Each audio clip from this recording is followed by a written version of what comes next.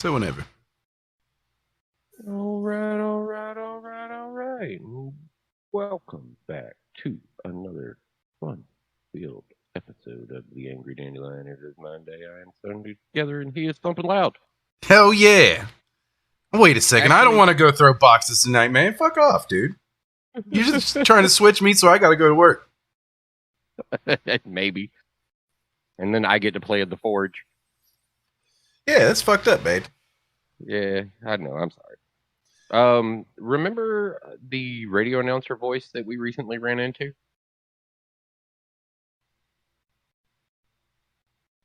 No. You don't remember that night?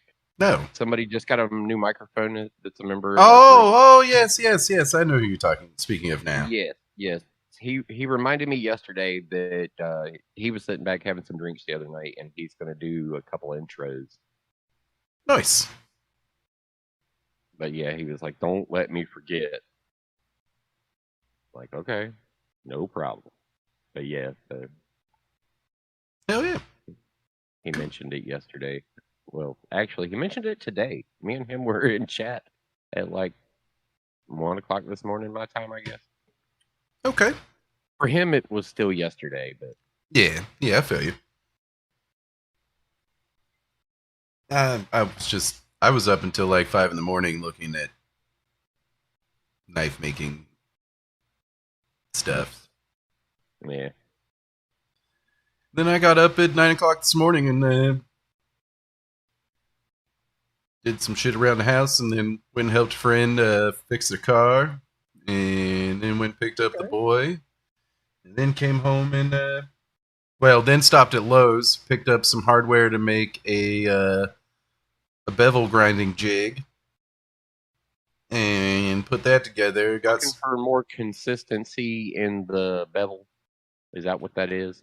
Yeah, it basically sets me up to just have a steady angle until I get used to hand grinding. But I'm gonna be honest, I'm probably gonna just switch to feeling it out right off the rip, especially since I'm gonna be fucking around with these railroad spikes. You know. Well, it'll be good to, at least with the jig, to have kind of a base guideline to go, all right, this is what I should be feeling, and then just go into feeling. Yeah, what it is I bought about like a 3-foot piece of angle iron, cut it down to 4 inches, and then drilled some holes in it, put some 1/4-inch bolts in it, to where it sets at bolts on the bottom side, make it set, lean forward like this, and then the bolts on the front give me a place to rest the spine of the knife, and then I can work. So just real stupid, simple, but and then Oh yeah. Well, no, basic is all you need. I mean, it's not like you're running a knife factory right now, so Yep. You're still just getting started. So it's a good thing. Rudimentary is way better than too much high pro shit. Yep. And I did order the 1x30 freaking belt grinder off of Amazon. Oh yeah, I got a Stream Deck update right in the middle of this. And let's see what else. Ordered some more steel. Told you I ordered the freaking railroad spikes. Those are dirt cheap, so I'll probably be doing that fairly often. Probably get a couple pieces of good steel and then some railroad spikes. Just keep hammering out railroad spike knives. Because the way I see it is, the more knives I make, the better I'm going to get at making knives. Well, I mean, they do say practice makes perfect. It is a... Who said that? Who said that? Why would they say something like that? All they? Them again? Yes, they and them. Which technically could be you if you identify as such, I guess. Oh, shit. There are people in the world who so it's my fault. God damn it. Their pronouns are they, them. Now it's my fault. Yeah. I would assume you would fall into the they, them kind of yeah line of people. You're a they, them. Or are you a he, him? I'm a me.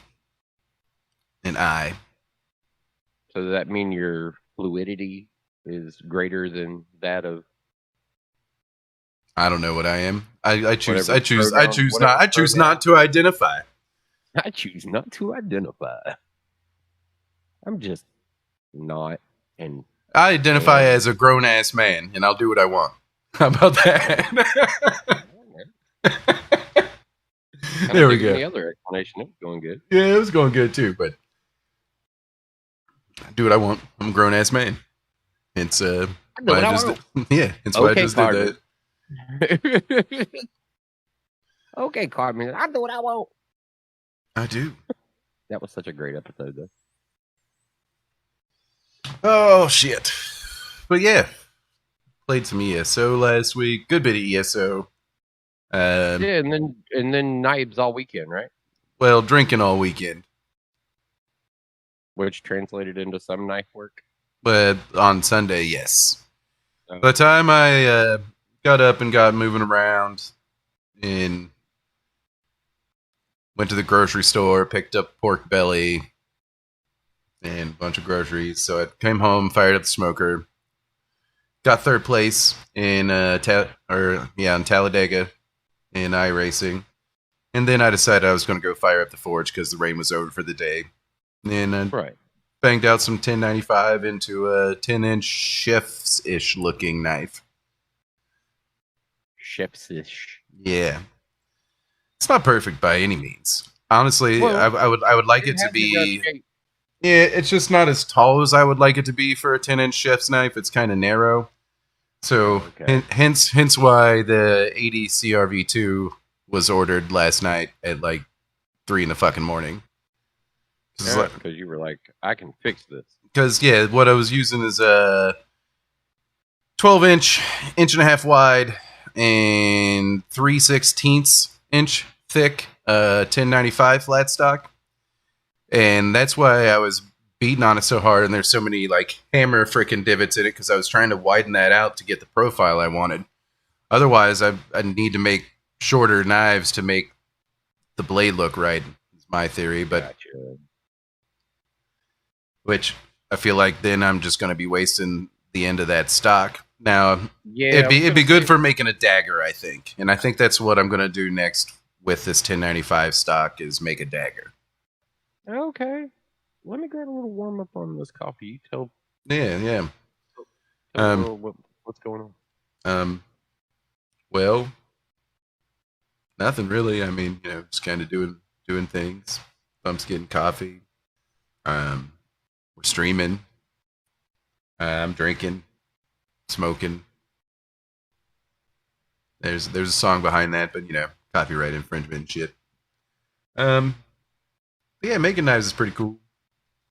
I guess I could somehow. How could I show this without? I have an idea, and we'll see if it works. Yeah, it will work. That on the stream is the knife in its current state. That was right after its quench. You can see it's about at the widest part of the belly. It's maybe 2 inches tall, and it's a 10-inch blade from tip to the handle. So the blade part is actually 10 inches, and I do need to lose an inch off that handle. But another reason why I didn't harden the tang is I may actually. Oh, I ordered some bladesmithing, some V grip tongs as well, because the flat tongs are kind of annoying and don't get a very good grip on a blade and allow you to do some of the things I want to do. But I made. Did you still have the blade up on stream? Yeah, it should still be up there.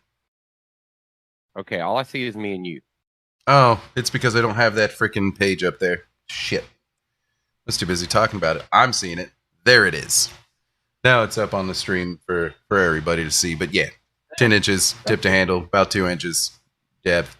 But yeah, I may heat up the tang, and I'll have to watch. I'll have to watch when I do that. Heat up the tang, and I may actually pound the tang in and widen it out because I'm still not going to put scales on this thing yet. I'm still going to paracord wrap this thing. So Okay. if I widen out that back end of the tank, gives the paracord a stop there.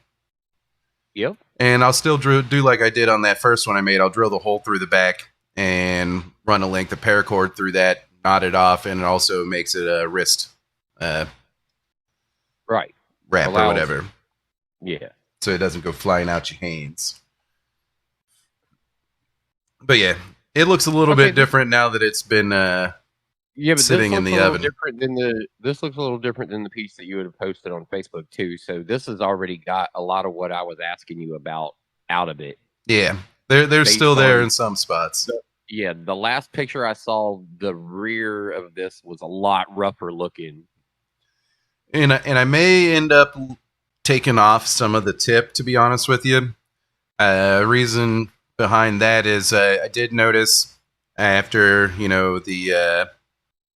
after the quench and this the first round of tempering, I have a slight bend in the tip, and I may just take it off instead of trying. I'm not gonna reheat the knife anymore. You know, I'm gonna have to have a water bucket next to me when I go to actually grind this thing when I get the new grinder. But Yeah. it's fairly decent chef's knife profile. It should do the job if I can get a good edge on it. The only downside to 1095 is it's not stainless, so it's going to have to be cleaned and dried like after every use, so it doesn't rust out and get some knife oils and shit like that. But I'm going to get comfortable with the high carbon steels before I move on to like 440C stainless steel, and eventually I want to get there, but those are expensive billets as well, and I'd rather I want to mess with the 80 CRV2. Okay. Well, that's what's up. This is good progress, though. Yeah, definitely. It was cool, man. That propane forge, that 2-burner propane forge, that was so much better than dealing with the charcoal, and having pre-annealed flat stock was so much better than trying to anneal a fucking tool steel hardened file. Yeah, I bet. But yeah, You were doing real life forged in fire at that point. You were like, yeah, take this cost ring and make a something. yeah. I'm good on that for right now. I want to learn how to hammer and profile and shape and use the anvil and use the different hammers that I have. Well, so at this point though, your knife would meet the profile. Mm-hmm. Yep, and the new grinder should help me to bevel it. You might move on to the next round. Yep. I can't wait to see what the next part. It's still baking currently, right? Yeah. There's like an hour and some odd minutes left on that, and then I gotta let it cool to room temperature, and then I'm gonna put it in a bath of vinegar to pull off a lot of that forge scale you're seeing there. All right. And that'll clean it up and mean I have to remove less material with the wire brush on the angle grinder to clean it up. Okay, that's what's up.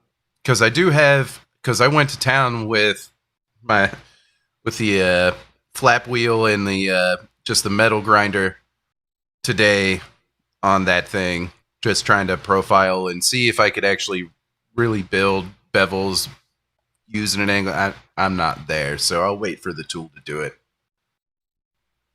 Kept getting the tip hot, so you constantly have to reprofile the tip a little bit. So sometimes you take it off downwards a little bit. Sometimes, and I need to have myself a big bucket of water sitting beside me. Like after every grind, it's got to hit water. Yeah. All right.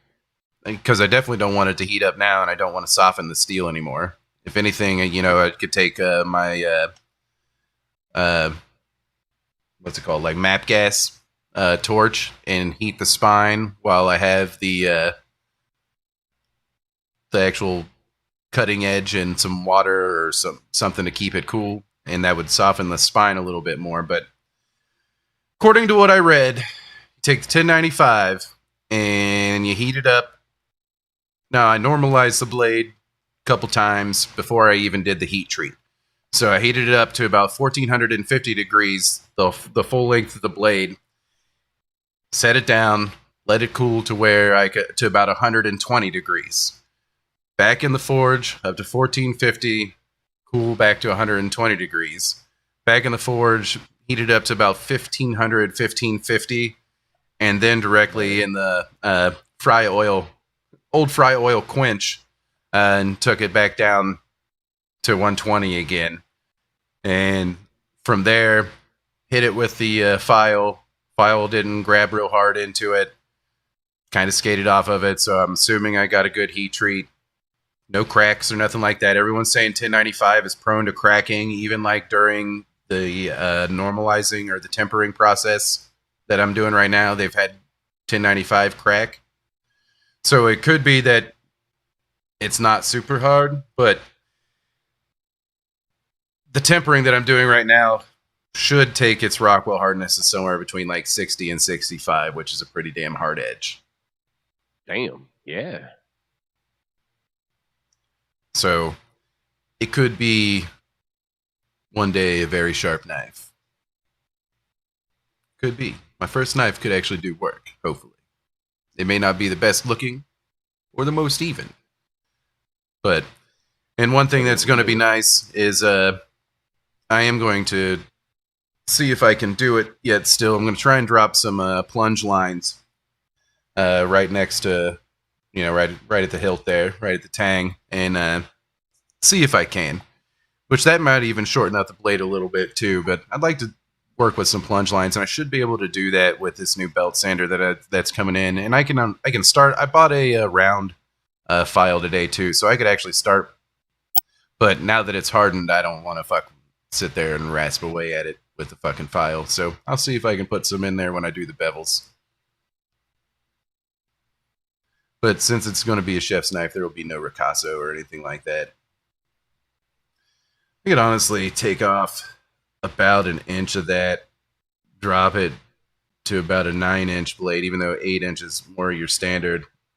Right. I was gonna say I've got a 8 and 10-inch blades here. I had to be real careful with that though, how I'm heating up that knife, because that'd be a good bit of material to remove. I'll just work with what I got. Yeah, I think even just staying within where you are currently. I mean, not gonna really affect anything. I mean, you can still produce that knife out of that, and it'll be a reasonable looking knife. It'll fit the parameters and dimensions, and then you can just look back at it and be like, all right, my first 10-inch blade, and then some years from now, your current 10-inch blade. Yeah. See how much better that profile has turned out. Yeah, I mean, yeah, this must be the Facebook picture that. What I remember seeing. Yeah, with all the hammer marks and shit. Yeah, that is fresh. Like I just got done pounding it out. Yeah, that's the one. That's the one where I was like, yo, the bottom part of that blade, like right towards the back, I was like, it looked a little rough at the time.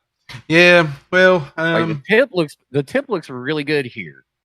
Yeah, but then you see where after the tip, it kind of starts to get a little bit of that. There was a little bit of a fold over from hammering out the tip.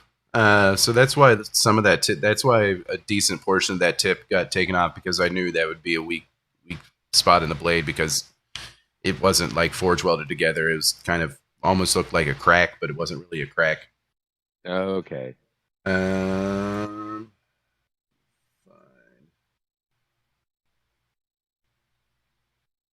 Then there's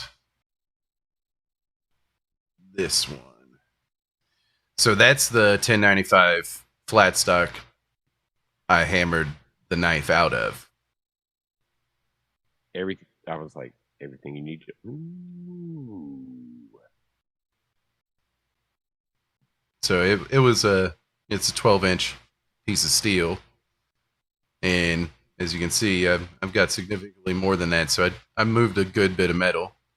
I was working on learning to use the way I got that line in right on the tang there. How I built that is I actually started learning to use the edge of the anvil to beat those sharp corners in. Right. That's what's up. But Lots of progress, man. Coming right along.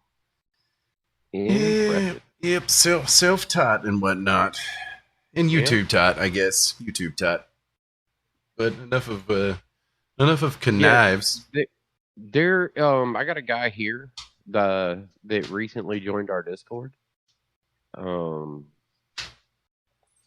and he's got a little bit of forging experience. He Nice. said he caught the show where you were talking about the $300 classes, Yeah, and he was like, he missed part of that conversation. Apparently, I was like, no, he said he wasn't going to pay for $300 classes. He would just remain self-taught.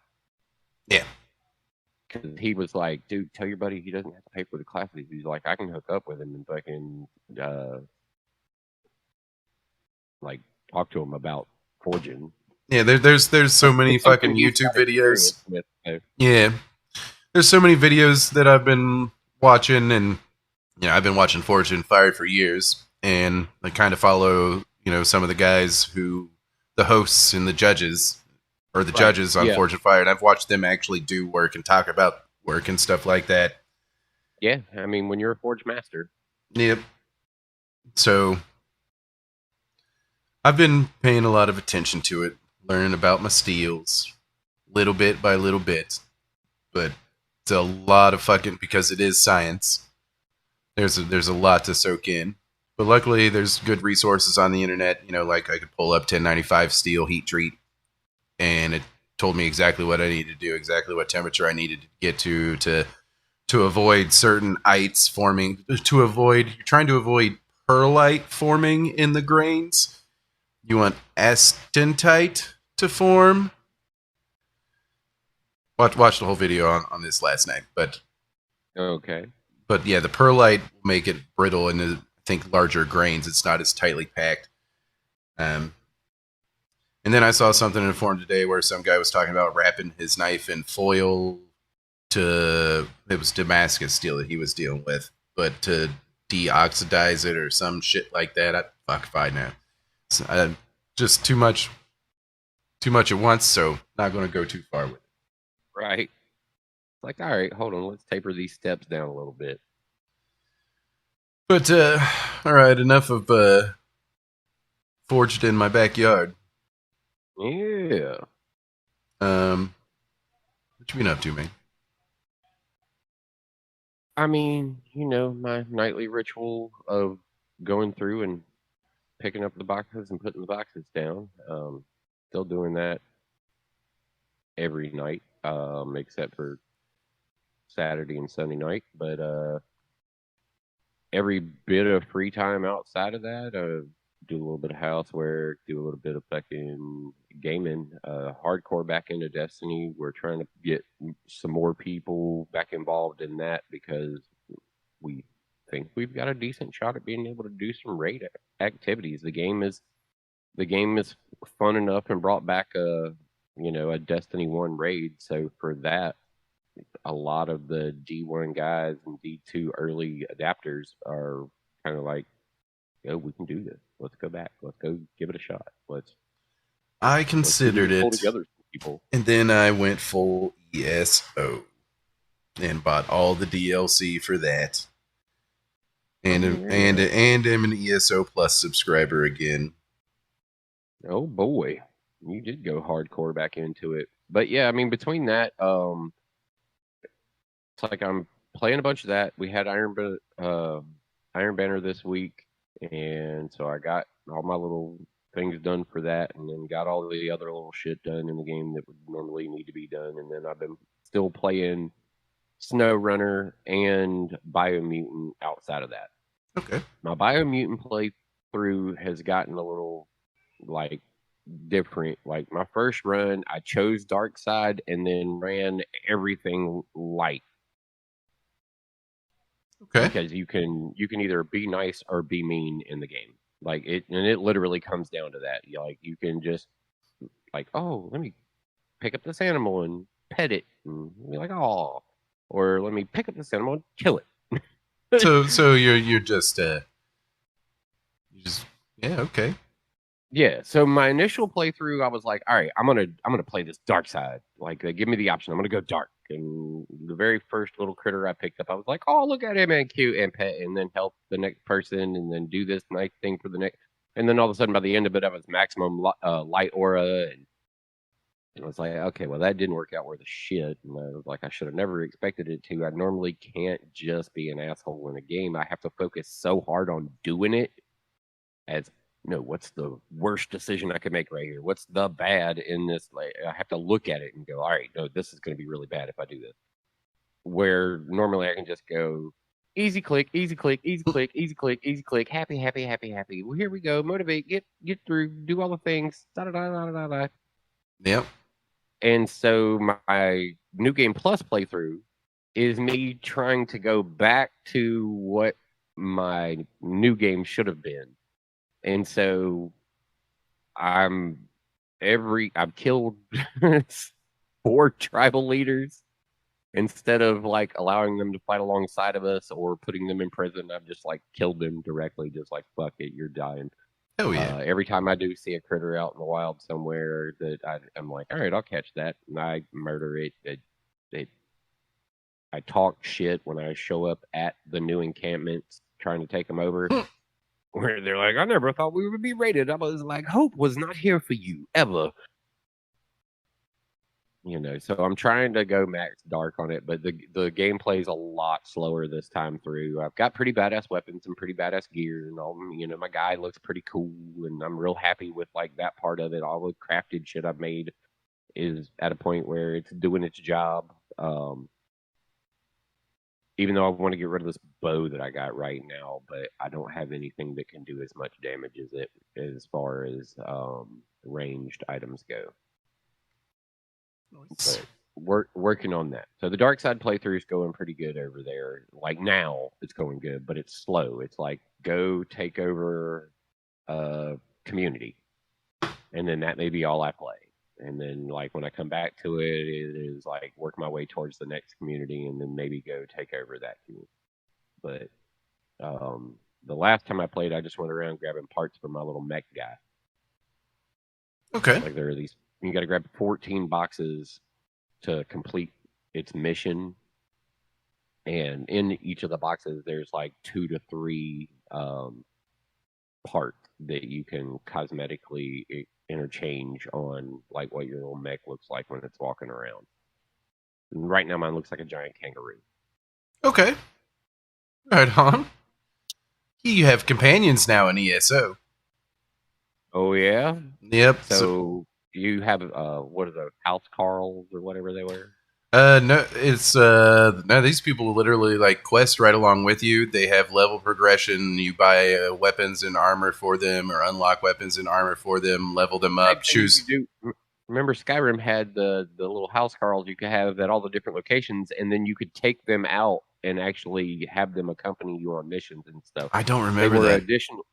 they were additionally like an extra suitcase and stuff like that. So they fought, but they had no real level progression. They were only as good as the armor you put on them. Oh yeah, no. These ones level up and have like less powers than you, but they still have like abilities and stuff. Like I'm setting up my Bastion as a tank because I'm running around as a DPS Magicka Templar. Okay. So I get him to tank, and I can sit back and throw spells. I'm really not doing much for healing. I can heal myself. That's about it. But How much does your tank? uh, I he hasn't died on me yet. That's what's up. What's the balance of like how much damage he's out there taking for you while Yeah, you're that's. running? I used a build guide that came out shortly after Blackwood, and just kind of followed it or am following it for his tank setup, and we'll see how that works, and then I'll adjust it to how kind of I want to play. But you can pick up multiple companions, but you can only have. There's only 2 in the game right now, but you can pick both of them up. So I can't remember the female's name, but she's a night elf. Like what the hell is their class? She's more of a thief, stealthy type. Like rogue. Yeah. Um, gonna set her up as a healer because supposedly she can do pretty I good. mean, There's pretty good build for heals with her with a resto staff, and yeah, I then was I can gonna switch say as between a far as tank and a healer as to what my companion is. yeah, her race type would put her with decent with like that type of magic. So But yeah, she's like a kind of like it's kind of like a DPS healer almost, but Nightblade, it Nightblade. Night Blades, okay. But yeah, so I'm gonna build her that way. But first, I'm gonna get Bastion done as the tank. But all I did the other day was run around and collect lore for like 3 hours, so I could get my Mage's Guild to rank 10. And now that that's done, there's daily dungeons you can run for the Undaunted and get rewards and stuff like that. There's the Battlegrounds now.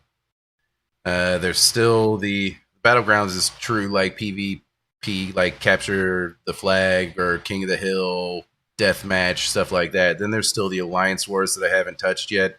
And I'm a level 50, like 180 in champion points, but I think you can get like over 1,000 champion points at this stage of the game. So, but yeah, within 2 weeks, I've hit max level and been climbing the ladder. Okay. But yeah, the companion shit's cool. I think Yeah, it I mean is, it sounds like anyways. it. Yeah, like I said, it's a feature that was a Skyrim feature.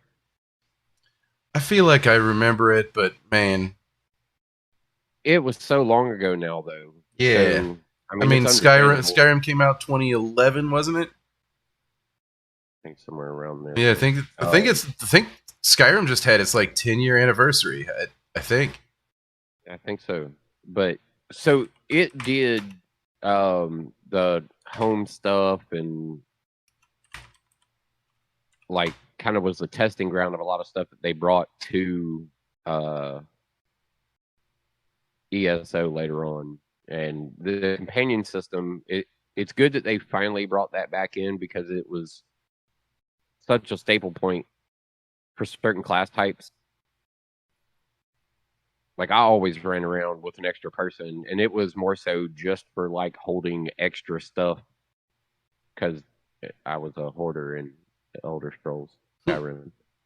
Yeah, yeah. I am not Like so much at this point because I'm need to get certain gear sets now. Is where I'm at. Need to build the gear. It didn't matter it's so like me. much in It's like Skyrim. You know me what I and mean? Destiny right now.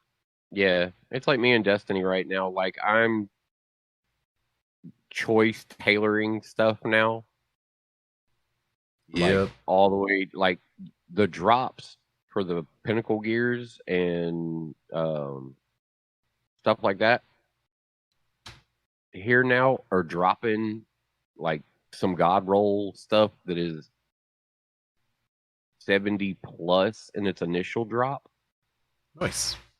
So let's see, look at current set of arms I'm running are they were the plus 10 plus 12. So the plus 10 is the masterwork. It went into resilience, and then plus 12 across the board. It was like 2, 4, 6, 8, 10, 12. Yeah, 2 to each stat, another plus 2 to each stat for masterworking it. Hell yeah. Then, like, it starts at a 56, but I did just recently get which one's was it? Yeah, it's these. I've got a set of iron trug grips that are starting at a 60. So when they get their plus 12 for being masterwork, that's going to put them like a lot higher. And then the plus 10, which I think what I'm going to do is go with intellect Okay. on that set. But it'll put their stats like way, way better. And that's kind of what I'm working on right now is the whole build. I'm running an exotic helm, the graviton forfeit, and then I'll be tailoring in all of my gear after that. I've got some that's actually way high. That one's a 63. We got a guy the other night that was with us. They got that's a 66. They got a 71 roll. And so that plus the 12 plus the 10, like his shit's gonna be way high. They're god roll arms that he ended up with. Nice. But yeah, everything's there's the 69s. That's the ones.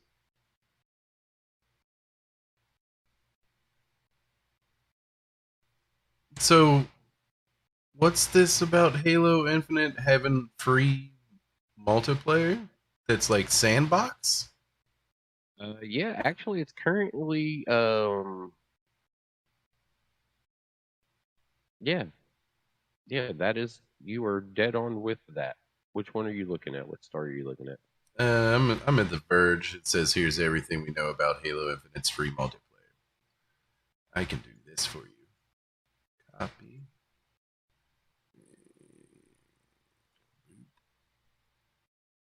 Pasta. In Skype chats, there's a link for you. Yep, already got it. I think I'm going to kick over here and I'm going to play this here trailer and release watch. Yeah, that's right.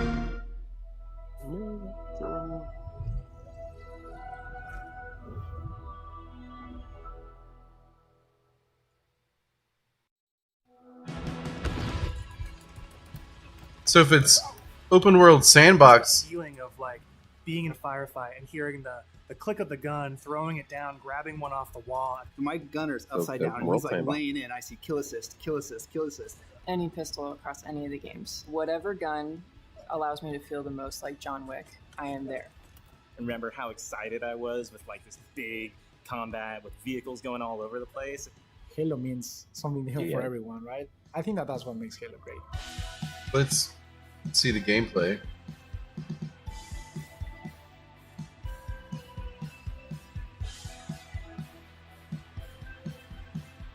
What is Halo multiplayer? And for me, it boils down to this tight arena style combat and big team battle, this wide open, vehicle infused kind of combat. We're taking that awesome legacy or classic Halo combat experience and modernizing it in ways that'll feel fresh to old players and really exciting to new players. We're going to give you great ways to customize your Spartan, really make your super soldier your own, and we're kicking off a journey, an experience that's going to evolve month to month, season to season, year after year. For me, working through this multiplayer of this game, and the toughest challenge I think was really about how do we respect the legacy of what came before us, but still build something that feels new. We've tried to bring all blah blah blah blah blah blah. If you could go after, a power weapon to get a bunch of kills, would you do that, or could you go and get grapple to make sure that you? I just kind of wanted to see people play the game. Started for the first time, weapon drills to practice with specific items, and also training mode that you can use to just. That's just going to be great. Well, that cool. is the future of Halo Infinite multiplayer. I'm sorry, I'm impatient. So you get armor customizations, but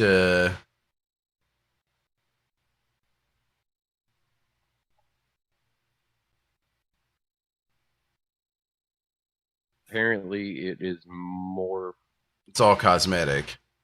focused cosmetic, yeah. Yeah, nothing. And it looks like it plays just like Halo always does. Yep. Except the combat level looks to be a little bit larger.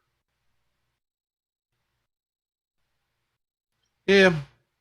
Yeah, the environment seems to be a little bit bigger than some of the old stuff. Yep. Well, since we're here at Xbox, I mean, every Xbox Game Pass game that has been announced at E3 2021 via the Bethesda Xbox conference. Where'd you get that? The list is outstanding. Why don't you link me that list?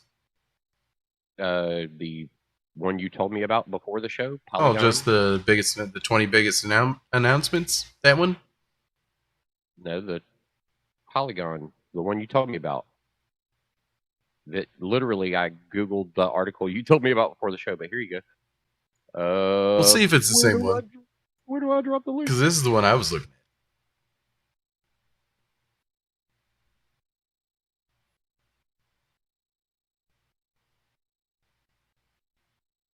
at. Yep, different lists for sure. It's Game Pass. I was just looking at just the games. But Game Pass. So yeah, this was their.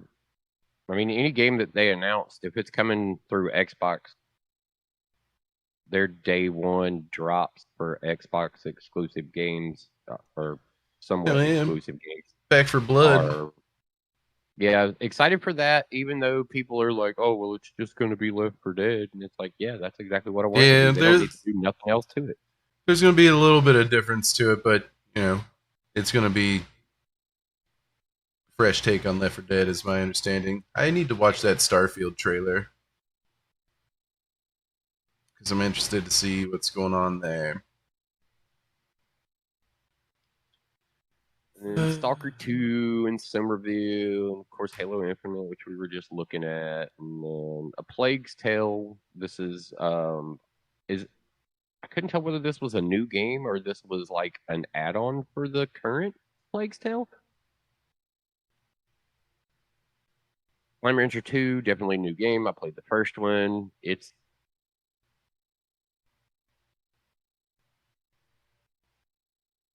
interesting. Party Animals Psychonauts 2, I'm excited for because I was a big fan of the original game that came out. It's an Xbox original game, so super stoked to see if this gets treated like it should. Like, I want it to be the old game again, but just like with some polish on it. Like, I still want a lot of that classic art style. I don't want it updated too much. I don't want it to look like a whole new engine behind the game. I want that functionality of like the absurdity of camera control that wasn't there, and the way they're cookie cutter storybook like pages of gameplay. Like, I hope it stays like that. So, Age of Empires 4, The Outer Worlds 2, Forza Horizon 5 is going to hit it. Among Us, Score. Yeah, Age of Empires 4. I couldn't believe Outer Wild 2 and Forza Horizon Origami 5, 2. Origami was pretty fun if it's what I'm thinking it was. Am I thinking of the right game? The little like stealth assassin game. It was all cool. You may be right on that one. Hello Neighbor 2 should be alright. Because the first one was pretty good. It's funny that Among Us is just making it there. Yep. I thought the same thing there was another game that was like hitting old Hades. I thought that was funny. I was like, man, I played the shit out of that. Yeah, it's been there for a minute. Yeah, the game's been around for a minute. But I mean, this list looks good for free games. I mean, when you look at the economy player or the gaming as a service idea, this works because Game Pass Ultimate pretty much gives you access to xCloud and Game Pass on PC and console. Microsoft's also in talk or has announced a television app. So you will, with your smart TVs, essentially be able to download the Xbox app, Bluetooth pair a controller to your television, and play all of your favorite Xbox and Microsoft games through xCloud or the Xbox app through your television and any other device, such as your phones, tablets, all that stuff. So with that announcement, it led me to this major speculation of, so the Series X is the last console that Microsoft will produce. Quite possibly. I mean, because if xCloud, and they can hold the viability of it, if they can use that and start putting it on just people's TVs, you go and you buy a TV and it comes with Xbox already on it. Yeah. You know, and here's your controller, comes with the TV. Then, like, they've already said you didn't need to buy the Series X anyway. They already told you. They were like, I mean, you can. You don't have to. You can. They even jumped on the meme bandwagon of it and announced the mini fridge. So now you can get a Xbox Series X mini fridge in the next couple of months. I don't know if you've seen that yet, but there was a meme that was going around, and they were like, "Look, it looks like a little refrigerator." They were like, "They made the refrigerator, but now they've made the mini fridge. It holds like 5 drinks or something like that." So xCloud is getting an improvement to streaming quality. They're moving to Xbox Series X hardware for the xCloud. Right. That's cool. Yeah, well, I mean, you need good, strong support behind a system that's going to be doing what they're expecting it to do. I mean, Stadia essentially made people start looking at this area of gaming a lot. And then you put the ingenuity and bullheadedness of a company like Microsoft to be driven to get that part of it right. Somebody who's been involved in gaming as long as they have been now. Then it looks like it's going to be solid. I have messed around with the xCloud streaming or Xbox gaming streaming service and stuff like that, and it's kind of disappointing that you have the app on your PC, but you can't access all the games that you can through xCloud, because xCloud can go anywhere, so it would figure that these games should be allowed over to the PC app, but I can open up a web browser and run the streaming website, the xCloud streaming website, and play those games on my PC, even though I can't download them with my Xbox app on PC.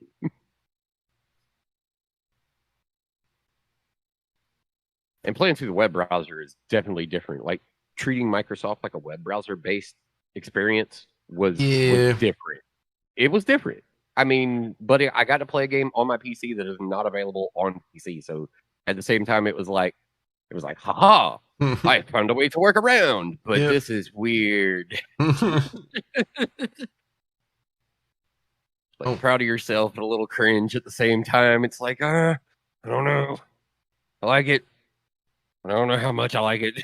I like it too much, I start to feel uncomfortable.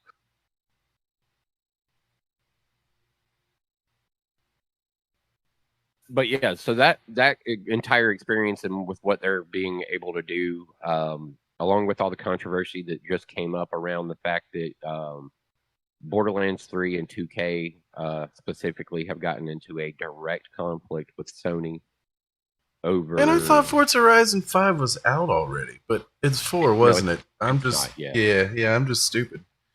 Yeah, it's not out yet. It's on its way though, but there's been speculation about whether it's in Mexico, whether it's here, whether it's there. It is a highly detailed recreation of Mexico. Launches on November 9th. The speculation leading up months in advance to the announcement finally being made was hilarious, because people were like, look, here's a cactus. That's got to be Mexico. And you're like, yeah, that's it, bud. Sure. You nailed it. Cactuses only grow in Mexico. But there was some speculation that it was more South American because of some of the environments, and the scale of the game is massive. And they're saying, really, you can kind of forget about the destination of it and go more for exploring the environment, because where it is isn't nearly as much of a focus as the ability to traverse the terrain. Okay. So they're essentially like, we could have put this anywhere. That's not even important. The important thing is look at how we get around. Yeah. Yeah. So this is a company like Forza who has always been a real stickler about how the driving experience is, and then taking on their arcade version of their game and to try and make it more real. Oh yeah, I'm cool with that. You know, so motorsport has always definitely been the closest to sim racing a console player could get. And then everybody was like, well, Forza just don't have no arcade stuff. I like driving like Need for Speed. I'm a Need for Speed guy. And then they gave everybody Horizon, but they're slowly pulling these Need for Speed guys into Forza Motorsport by making more and more realistic driving in the Horizon series. Nice. It's just gotten better and better and better. Like you can literally go on there and use your wheel and feel better now than you used to before. Where like I had the Thrustmaster wheel and used it on my console quite regularly. And Horizon 2 and 3, you did not use a steering wheel. It was just grab a controller. You'll drive yourself nuts trying to figure out how to drive these cars with a wheel. Where now it seems that it's way easier to actually run the cars that way. It's not so arcadey anymore. Nice. Because it's hard on hardware as well. Like your poor wheel takes abuse. Oh yeah, dude. Violent fucking turns. Fucking doing like arcade racing, you know? Yeah, doing like a dirt experience. It's rough. Yeah, running through cornfields and shit. Yeah.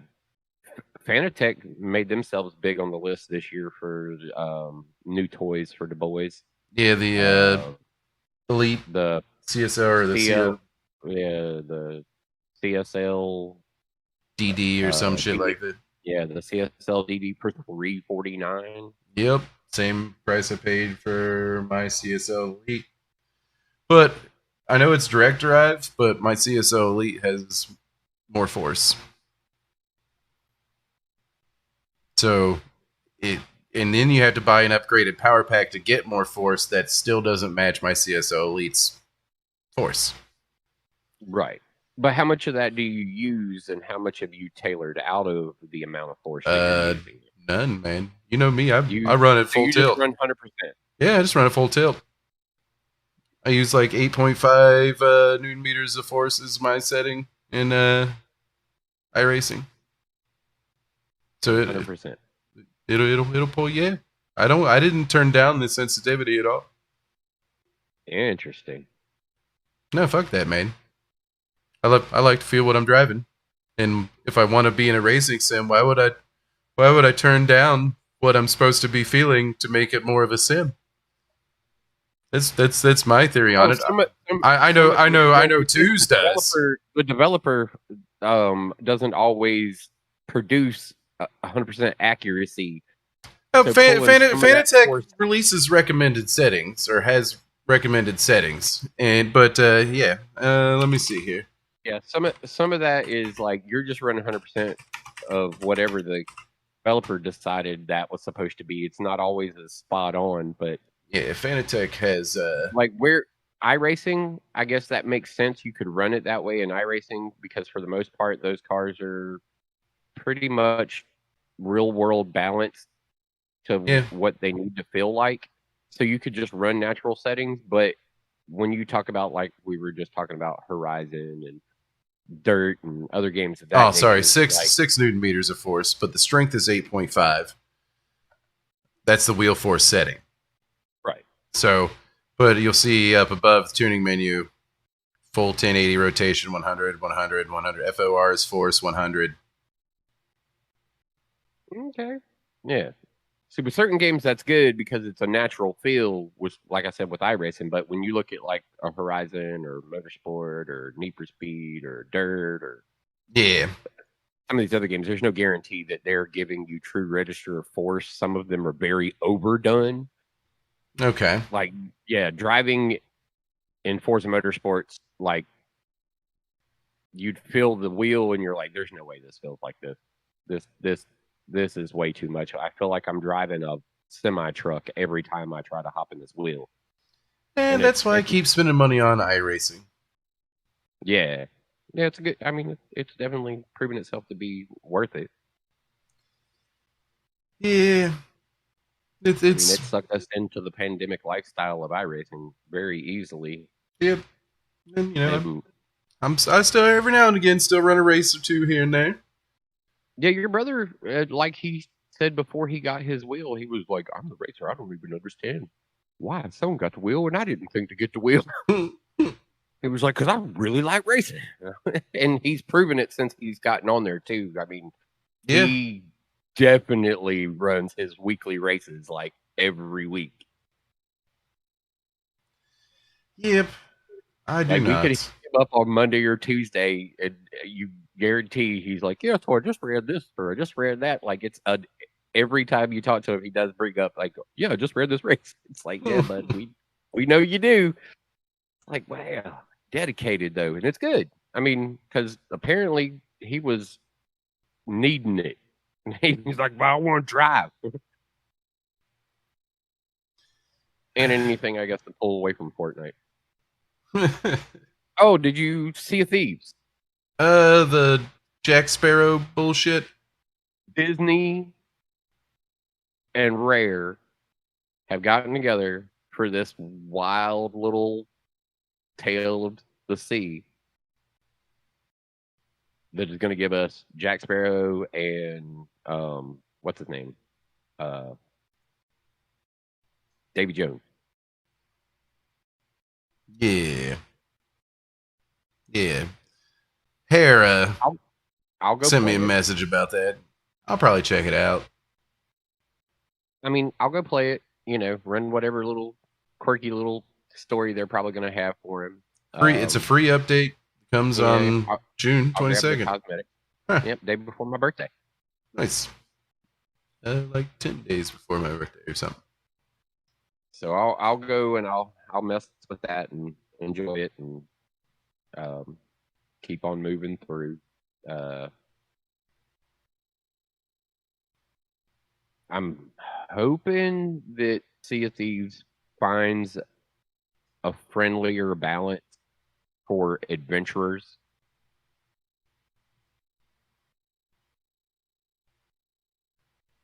Because that's something that they definitely just don't have.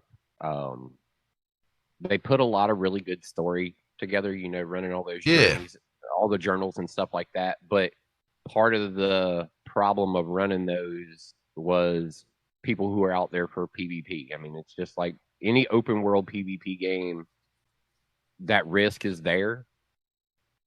And it's cool. I mean, if you're out running around just wanting to like go do gold hoarder missions or go do, you know, merchant missions, stuff like that, those are risky things. But if you're doing the tales, things that are story driven, the interruption out of that story to have to run around for 3 hours avoiding getting murdered instead of being able to like run the story did get pretty aggravating. You know, they tried to help it a little bit by adding save points. So essentially, if you got to this part of the artifact, even if your boat was sank, you still had your artifact. Everything was still there. You could pick up the story from right where you had pretty much left off. It's not like you lost that portion. But at the same time, you may have spent 3 hours trying to get out of that situation. Yeah. You know, and for that, it takes a little bit away from the story. And sometimes you're like, I don't even remember what we were doing. What island were we supposed to be heading to? We got to go get another boat so we can get the artifact, and we got to go get this. But now it's back to buffering again. Weird. I don't know what's going on. I was just like replaying it. Yeah, we're still connected. Bitrate's 4,500. Both places. So, whatever. Maybe it's just Chrome bogging down my fucking computer. Chrome will do that. Mm-hmm. Let's close out of these here articles and see what happens. Hey, and it's back. I closed out of Chrome and it stopped buffering for me. Yeah, same here. I closed out of Chrome and it stopped buffering for me. Yeah, thanks, Chrome. Funny, you closed out of Chrome and it stopped buffering for me. Yeah, it's probably because NDI, because that window is coming over through NDI to the laptop and then going out through the stream. Okay. Yeah, I figured out ways. Battlefield 5. Yes. Battlefield 2042. Huge. I don't know that I'm going back to shooters, man. That type of shooter, anyway. Yeah. You know Godfall's got an update that's supposed to be coming out? Oh, is it going to make the game good? I don't know, man. I recently, for whatever reason, I saw them with some kind of trailer here recently. You might... I check on it every now and again to see what they've done, and look at what their recent thing may have been. Firing the Lightbringer update. Is that what it is? Yeah, and let me. Yeah, Lightbringer update. I don't want to watch a trailer. I just want to read about it. So, a variety of massive improvements coming to the game, including the premium Fire and Darkness expansion and free Lightbringer update arriving on August 10th. Best of all, the game will be coming to PS4, giving a new set of players a chance to check out the looter slasher.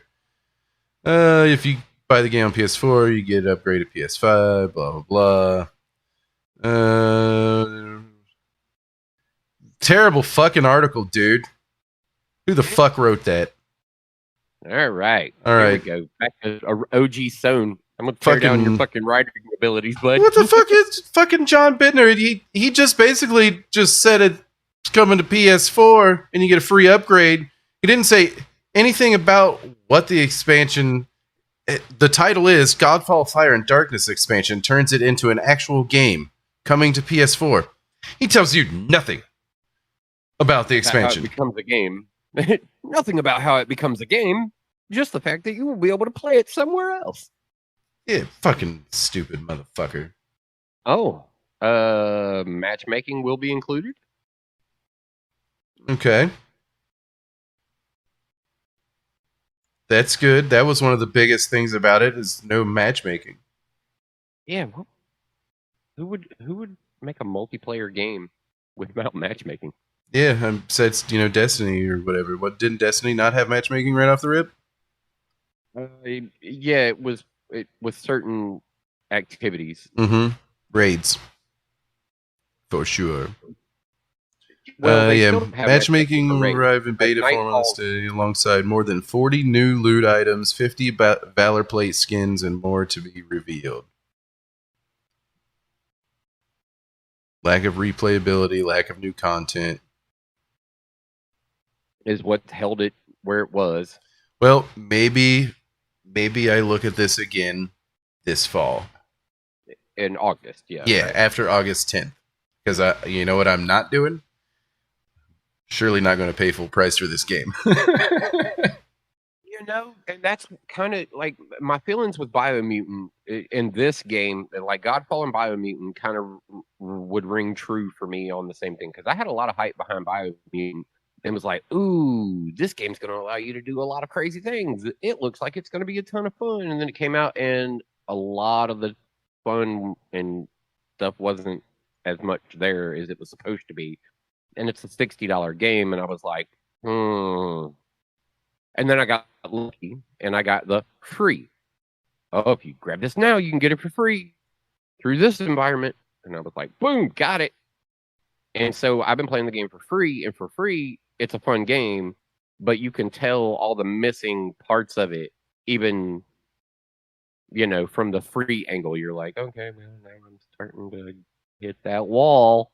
I'm glad I didn't pay for this. Yeah. Is kind of where I'm at right now. I feel like they just recently tweaked something, though, because I was getting... From New Game to New Game Plus, and maybe a third of the way into New Game Plus, like after I finished New Game, I had this outfit and this gear, and I was happy with it, and it was all powerful. What the motherfucking fuck, man? What'd you do now? Oh, I just pulled up the ESO launcher and 11 hours ago. Grab the ESO Plus free trial for DLC access, craft bag, and more. You get free ESO Plus from now until June 21 with no credit card info. It's like, well, motherfucker, but what? I already paid for a month. What do I get? What do I get for being a person who paid? Nothing. Fucking cocksuckers. You paid. There's going to be a console enhanced and a Deadlands DLC that was announced at E3 for ESO. Nice. This is all in preparations for the new Elder Scrolls, I'm guessing. Yeah, To give some lore hinting at the future, I suppose. the console enhanced version will arrive Tuesday, June 15th. So that's coming fast. Yeah, Tomorrow. That is tomorrow. Be a free base game update for all ESO owners, taking full advantage of the native power of the Series X. Console Enhanced gives you the option to run the game at full 4K or 60 FPS. It also includes improvements to draw distance, textures, reflections, shadows, load times, and more.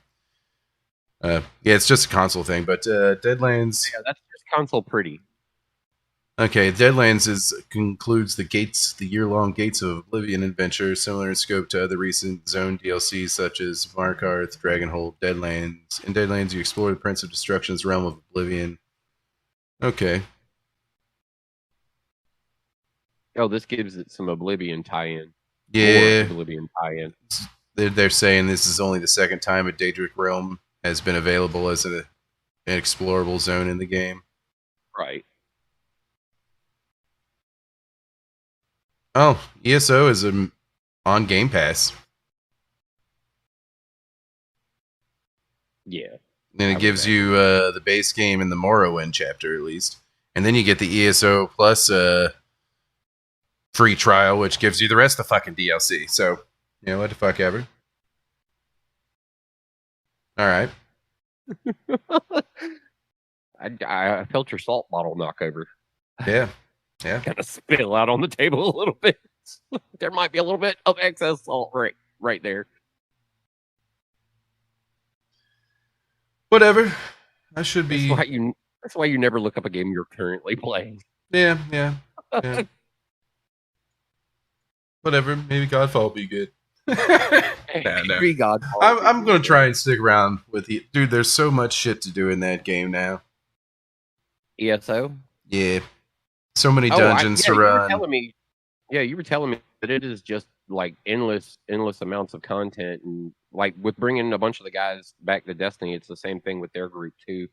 Like the games have been out long enough, and there's been enough things that have transpired over time of being away from them that there's just so much content.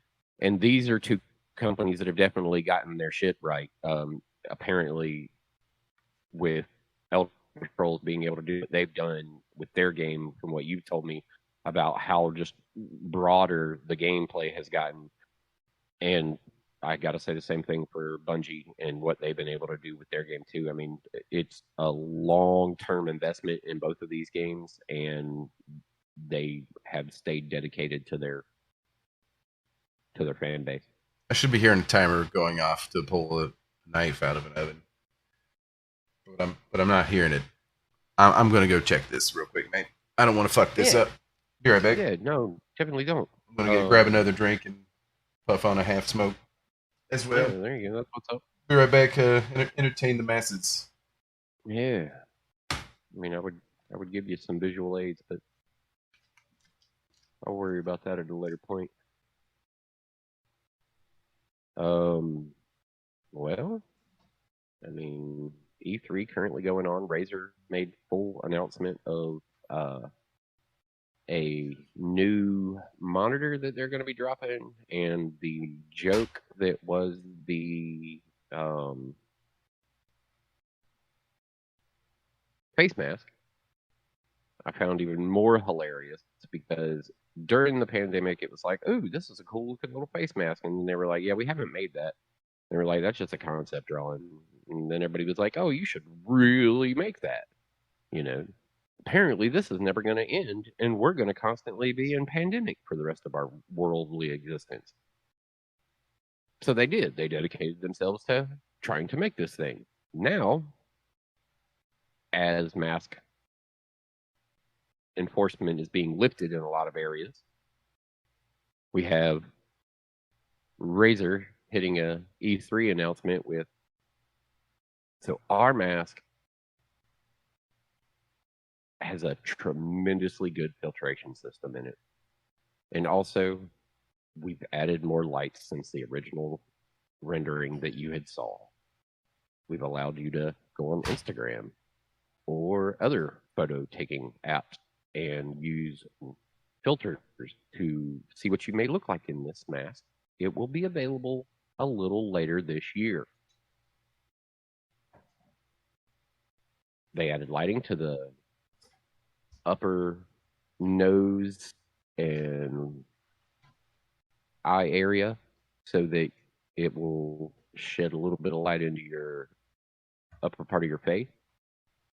They've added lighting to the interior of the mask to highlight your mouth a little bit better, as well as having the outer ring of light on the filtration systems and the main body of the exterior of the mask also.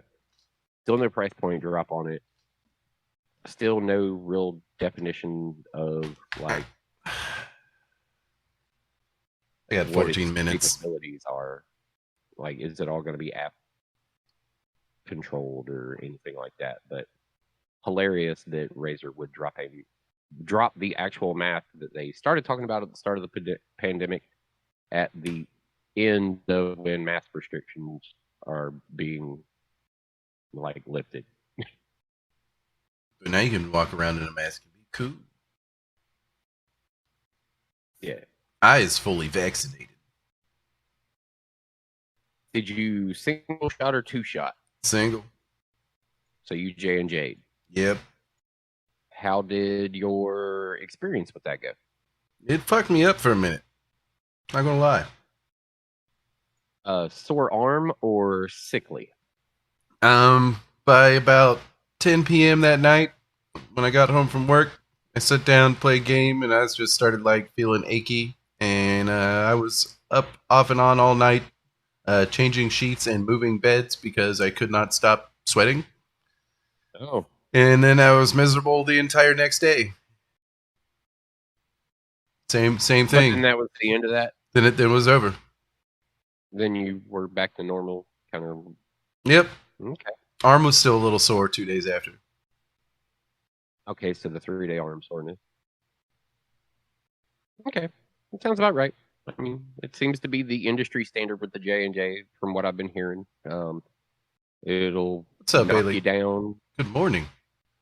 It is evening, but good morning. No. I agree with your good morning. I stand firmly with it. Yeah, whatever. Night. I'm only 3 hours awake. Possibly. Maybe only 2 hours awake. No. I got up at 9 today. So I'm almost 12 hours awake. I got up at like 5:36 o'clock, somewhere up in there. I'm like 4 hours of sleep, but that's kind of how I roll sometimes. So whatever. Yeah. No, I don't do standard daytime stuff anymore. I like the standard daytime stuff anymore. I don't know that I could do third shift stuff. I mean, I guess once you get used to it, you get used to it, but. Yeah, and for me, my lifestyle prior to going to this job was already a later run anyway. I will say it was weird extending my late run into morning. Yeah, I could see that. That transfer was a little bit weird about how the time extended. So getting out of work at like 3, 4 o'clock, and then like hanging out with some people for a couple hours after work, and then you see the sun come up, and you're like, "This is weird."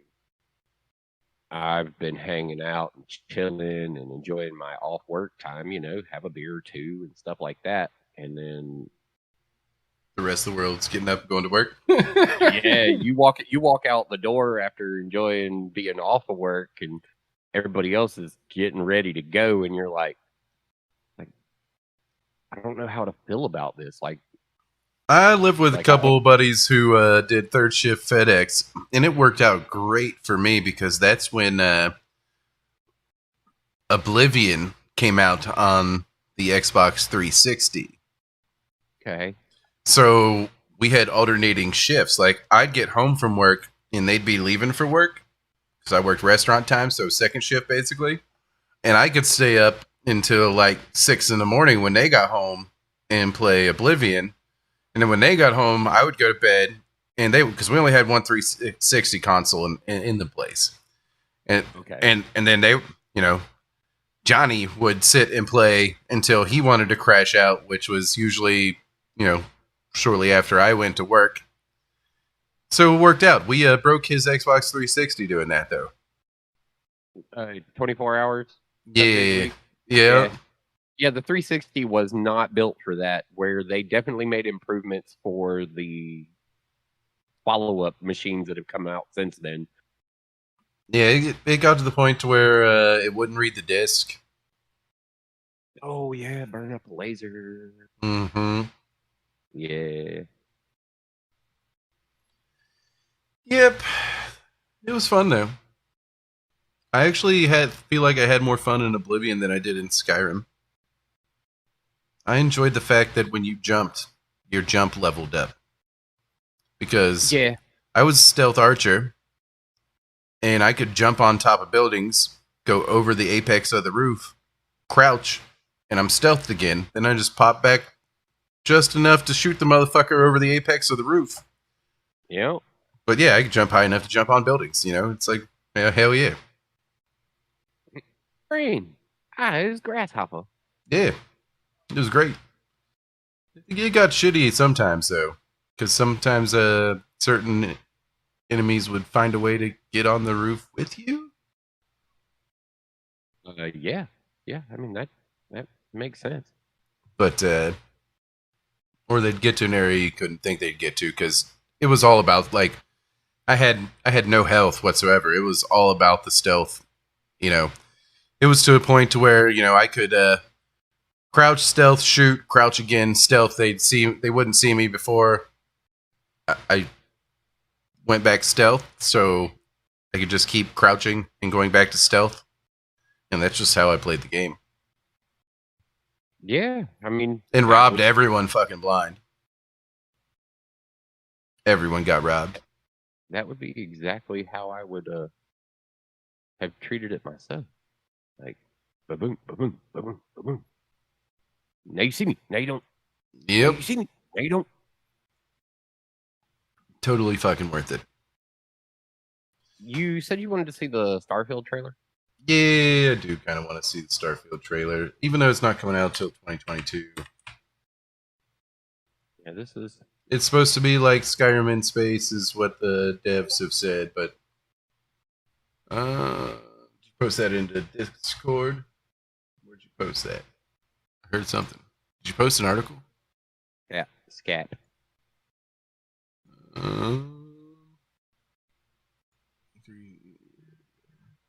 You pull up tab in Skype? Yeah, E3's 20 most nerdtastic video. Yeah. Yeah, 'cause what that says is that it gives the trailers here. Got you. All right, I'll kick back to the web and we can check this out with our buddies and comment as we see fit. Yeah, let's watch it on YouTube. That's even better. And let's go to theater mode. YouTube Inception. Yeah. Let's give it a little volume. It's not copyright infringement as long as we talk over it because we're giving a review. 25 years in the making? What? A little proud.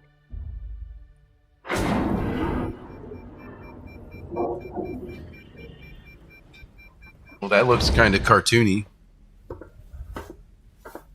Well, I mean, They say The wonder is not that the field of stars is That so looks a vast, good fucking sandwich. Look at that salami. That's American cheese, though. That's a You're sin. part of Constellation now. Part of our family. What you've found, it's the key to unlocking everything.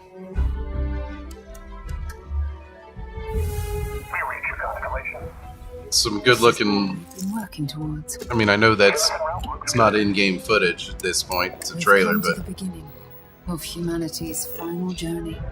Automatically, it's doing its thing. Graviton loop array full check. Spaceflight is clear. That's why we're here. Main engines go. Ignition.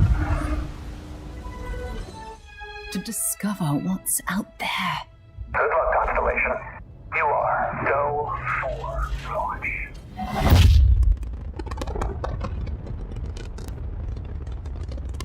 cool release date, 11/11/22. You know what I mean? 11 plus 11 is 22. You know, that's pretty cool. All right, that didn't just typical fucking. Yeah, okay. Join Constellation at StarfieldGame.com. What the fuck's to join at this point? Play it day one with Xbox Game Pass. Yep, that's what I'll be doing. Playing it day one with Xbox Game Pass. All right, well, you know, that was And hey, everybody, unimpressive at best. and I hope many of you. It's not in that games list, which is upsetting. What else? Elden Ring. That's one I want to take a look at the trailer for too. Let's check that one out. Peggy 16. And we'll watch it on YouTube's. Kick back over for everyone else here. Fuck it. Screen.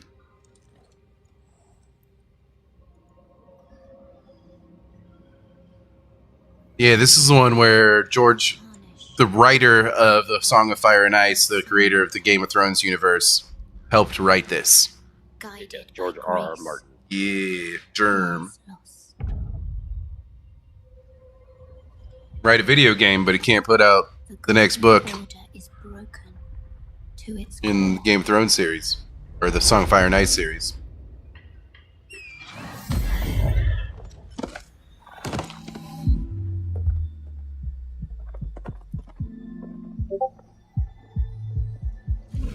I'll be interested to see. I kind of want to know if it's going to be more Souls-like.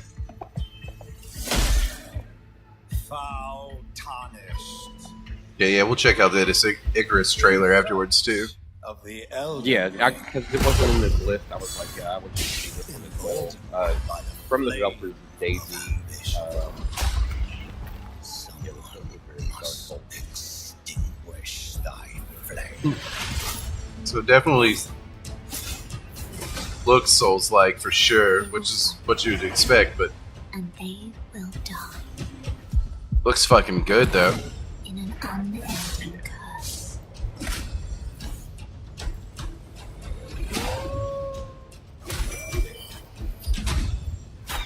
Grab it.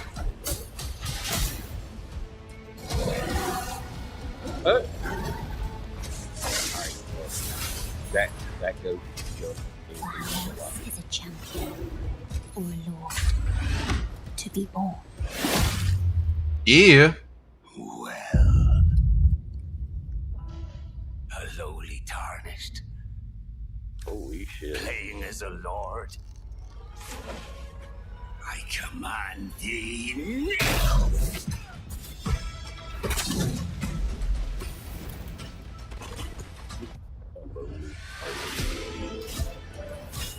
Well, as long as it's not just another Souls-like, I'll be okay. I mean, it looks cool, but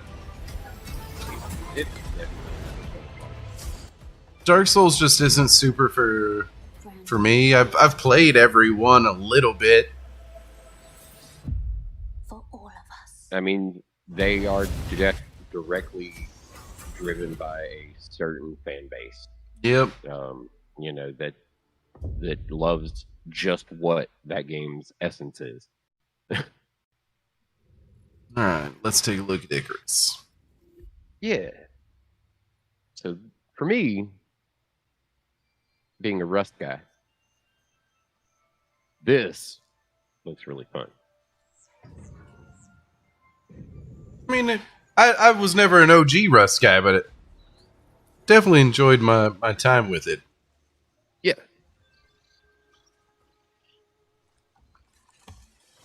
I like my survival games. As long as I can build. Oh, well. Yep. I'm seeing it already. Yep.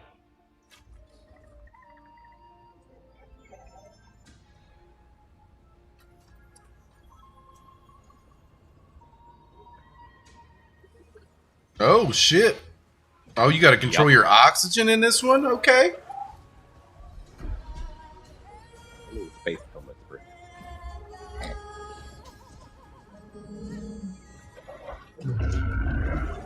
Oh no, poor Billy. So,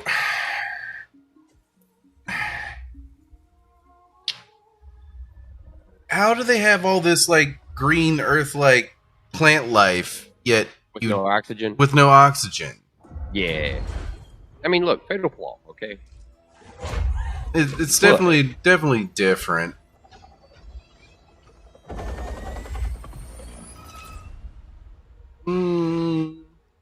Hey, look. We're one of the next recommended things for me. Angry Dandelion show Inception. Oh no! Woohoo! We'll just wait for a second, and we'll see how... Oh, there it is. Now it's doubled up. Tripled up. Here we go. Further. Yes, deeper down the dandelion hole. Whatever that is. Alright, I'll stop it now. Yep. There's an Avatar game. Aren't they supposed to be doing an Avatar? Like, isn't Avatar 2 or something? It's like Skyrim, but with James Cameron. What? That's what IGN said, supposedly. Guys, we're finally getting Assassin's Creed Pandora. Just looking at some of the YouTube comments. Plot twist, it's a mobile card game. I totally fucking buy that. I'm not the game, but that it was a mobile fucking card game. Yeah, all of this was just a setup for it to be otherwise. Oh, damn it. Psychonauts 2. Let's check out that. Yeah, let me pull that fucking thing up. I need pull to that up. We'll let. I hear the timer going off. See, I gotta go get coffee too. Yeah, we'll pull that up. Let people start watching it. Where is the fucking... There it is. Kick back over. Web. Play YouTube. Close that out. And... Alright. Be right back to comment. I gotta get this knife out of an oven. The Motherlode. I can't believe I'm really here. Psychonauts headquarters. Look at all these gadgets. The mind is the final frontier of humanity. I'm ready for anything.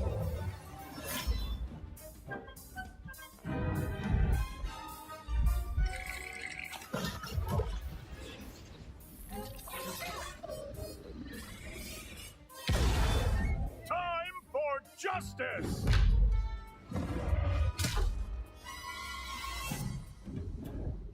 It looks like the art style is the same. Not quite as drawn. A little updated. I'm afraid that means the dead letter office for you. The mission is falling apart. It looks like they're gonna update some of the camera.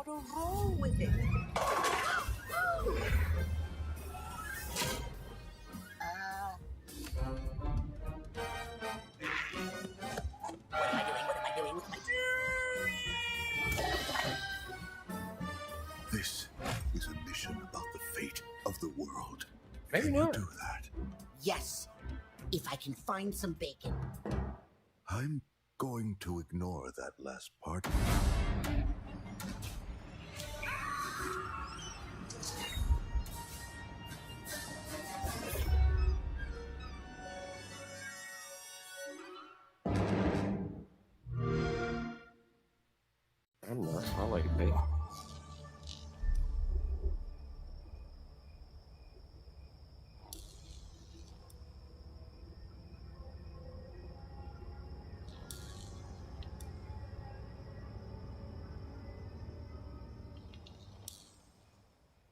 Okay, well, that was rather exceptional. I am super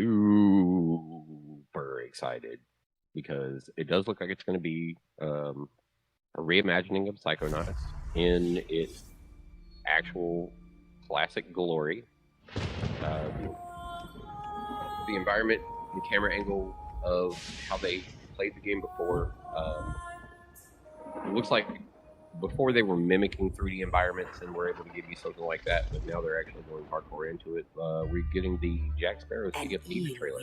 Blows from beyond the horizon. Oh, well, this. A new danger is coming on the tides. And the one who might stop this ruin, trapped for all forever in the sea of the damned. Now to save the pirate life, you must start by saving the life of one. This is...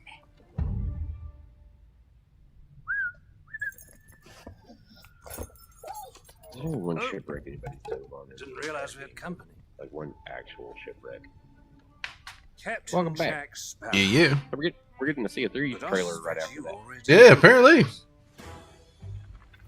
Which, the Psychonauts one, I'm happy.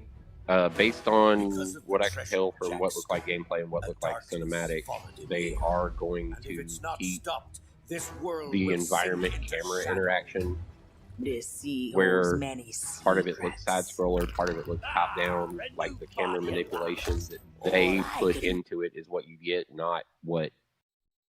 It's how they mimic the 3D environment back in Psychonauts 1. Okay. They would take their character and send him off this way, and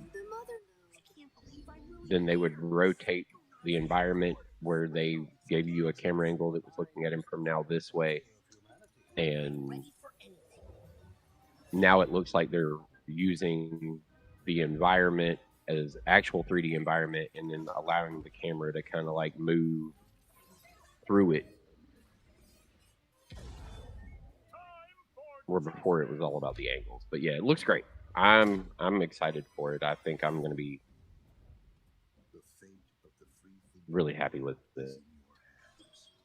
Nice. This is definitely, as it looks right now, it's definitely a game I will be picking up.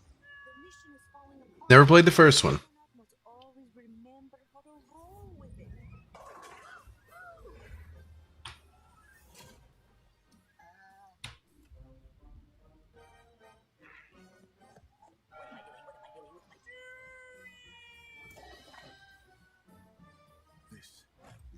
But you see how right there, how that looks like gameplay? Yeah.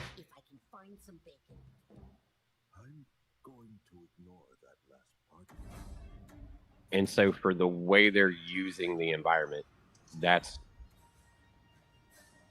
kind of one of their characteristics, like the original Psychonauts. Like that's what really made the game kind of the adventure it was, is because you never knew going from one room to the next or one area to the next or this side of the screen to the next whether the camera angle was ever going to be consistent, and you never got a choice. It was playing that environment was part of the game. Okay. Diablo 2 Resurrected, blah blah blah. Yep, I'm gonna watch the Sea of Thieves trailer, man. I feel like everybody else got started into it, and I missed out. Oh, it's good. Good. Whiskey's starting to flow a lot more easily. Freely. Yeah. I will be right back. Enjoy the Sea of Thieves trailer and the masses. An ill wind blows from beyond the horizon. A new danger is coming on the tides. And the one who might stop this ruin, trapped for all forever in the sea of the damned. Now to save the pirate life, you must start by saving the life of one.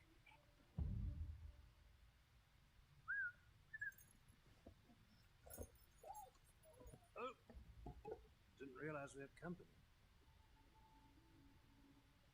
Captain Jack Sparrow. But I suspect you already knew that.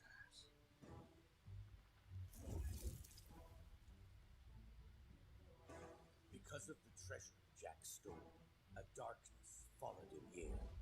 And if it's not stopped, this world will sink into shadow. This sea holds many secrets. Ah, a new body at last. All I can do is show you the way.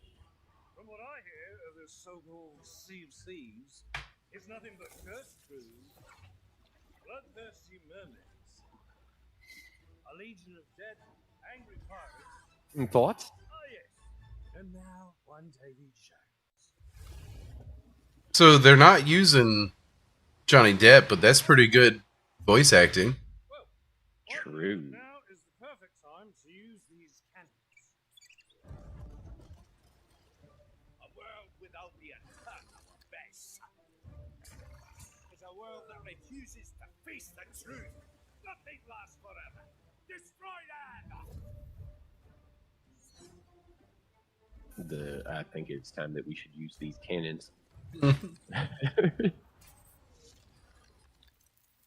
don't suppose, by chance, there's a second. But you see what I'm saying about how this looks like it's going to be a very big story, and the one thing that the Sea of Thieves has a problem with, though, is the ability to execute story in the environment. Yep.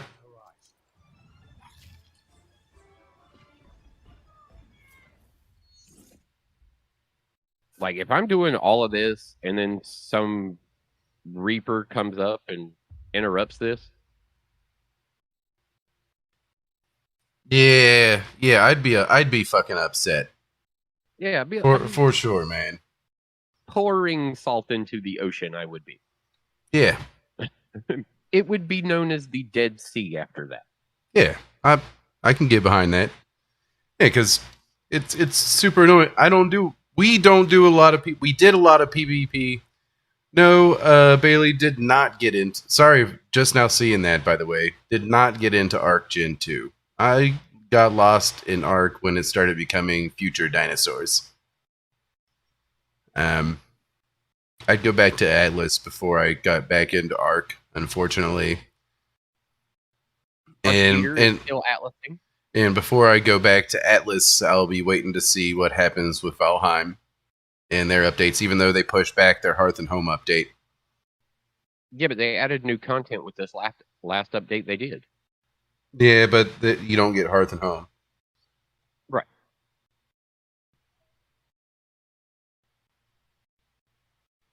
But it was weird that they decided to drop content on a different level. They were like, here you go. Here's new shit to fight. Essentially. Which is good, considering the fact that the modding community had already added a couple more bosses anyway.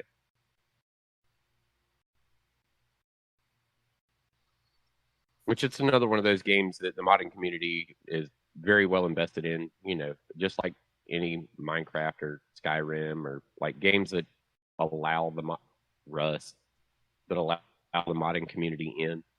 That's the best thing I've found with ESO at this point is the add-ons. Yeah. They don't change the game, but they change the game. You know what I mean? Having a mini map, knowing where all the lore books are, being able to just kind of roll around and do what you want and not having to like scramble and click back and forth through guides and maps and shit like that. Like they improve. Yeah. Yeah, I can just go do whatever the fuck I want, whenever the fuck I want. And that's kind of what I want out of an MMO at this point, is I want to be able to go do whatever the fuck I want, whenever the fuck I want. And I can do it all without the gear I need, except for I need that gear for like the top tier dungeons and the trials and stuff like that. But there's so much questing and base game to do yet. Like, it does like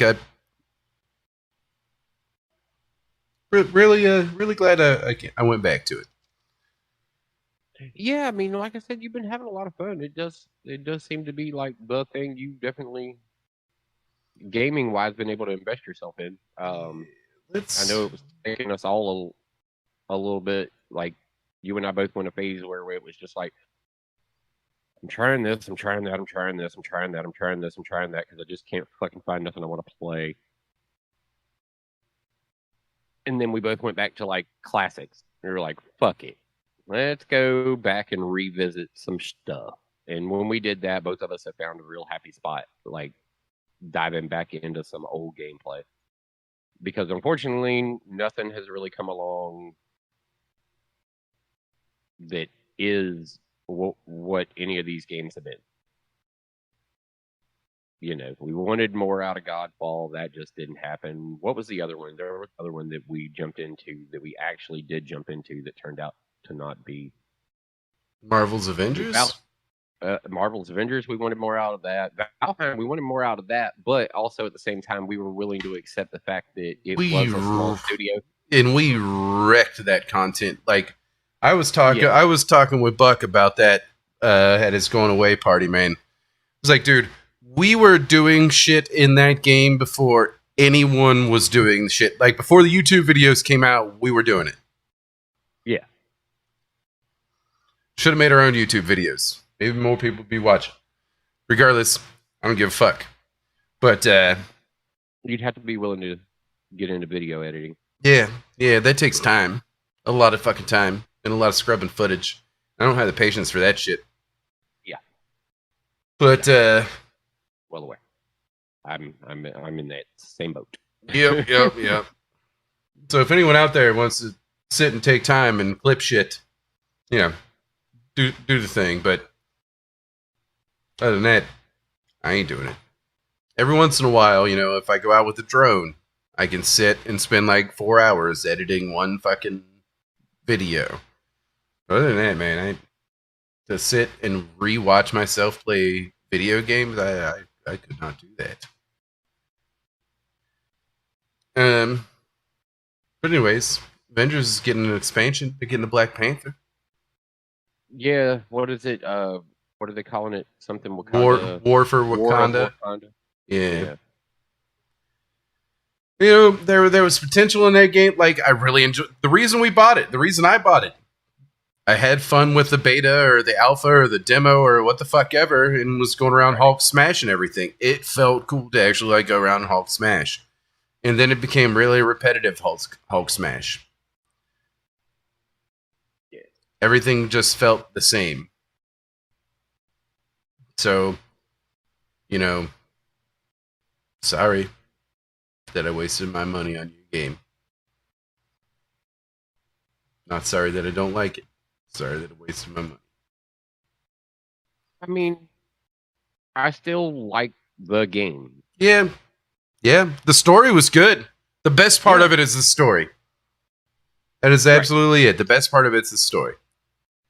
Yeah, I could get into the game and I could play through its story mode, but like you said, the grind for gear after that made it repetitive, but repetitively pointless. Yeah. Like, why am I putting new gear on? There's nothing after I get this new gear. It's not going anywhere. It didn't matter. The gear just didn't matter. I really feel like it didn't matter. It wasn't helping me do anything. But fuck 'em. Yeah, I mean, it is. Oh, now this is an interesting page. Let's see. This goes based on the hour-to-hour update. There you go. So the last update was 2 hours ago, and it's the Project Hazel.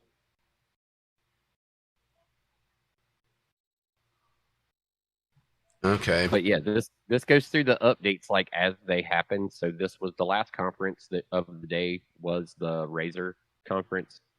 What is happening here? Razer voice amp technology. Bacterial filtration. Really? Like, for real? So that you can be well understood inside of the mask. Maybe I should just start wearing one of those, period. That would fuck with people. Does it got RGB LEDs? That's all that really meant. Okay. Then problem solved. Get one of those and just wear it in the restaurant. Walk around the restaurant with RGB LEDs on your face. And does it have the ability to change your voice? That I don't know. See, there was rumor that it would. have voice modulation inside of it because of the voice amplification Yeah, I feel like possibilities with it. So it like somebody will hack it, I'm sure, and put voice interior modulation. lighting, anti-fog coating. That's the new. That's what it looks like on your face. You fucking. All right. It's silly. Get over here. I'm gonna dress up like Scorpion. That's what my girl said when she saw it. She was like, I'm going to do it in this color. I'm going to run it with voice modulation, and I'm just going to be like, get over here all the time. Yeah, man. I mean, silly.